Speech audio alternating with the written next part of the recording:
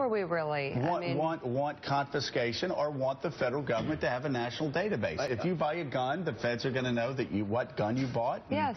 I understand that. I understand that. I'm not arguing that. A gun kills someone. What's your gut reaction when you hear that there are more than 300 million weapons? Guns. I hear we have a system that's gone out of control. We've done nothing about it over years, and here we are. That's crazy. My gut reaction is, first of all, yes, that's crazy. But secondly, my real reaction is when the president stands up and just talks after every one of these things happens, my reaction is we need to get people together and figure out. That's all he does. I don't think that's fair. Don't look at me shocked. No, he just talks about it. All he does is talk about it. He could be a leader. What could he do in Syria? What could he do all over the world? What could he do in Washington, D.C.? Force the issue. Sit down, and instead of pointing fingers at people, which he loves to do, sit down and try to work through this. Yes, the NRA will try to block him. The Republicans will try to block him. But maybe we make gains on local levels. Maybe we make gains on state levels. And I'm not just talking about gun legislation. I'm talking about real mental health counseling. This guy apparently sought help.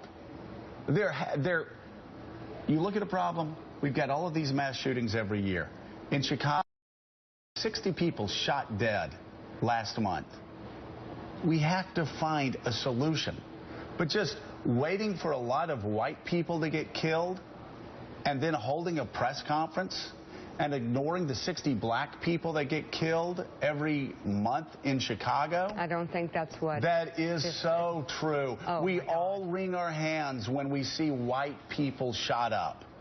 And every single night, black people are getting shot up across this country, and nobody's wringing their hands. How did we let pass that 60 people were gunned down in Chicago in September, the majority of them being black Americans? I believe there were several I mean, we do that all the time. I've got, look at 1, 2, 3, 4, 5, 6 different papers here.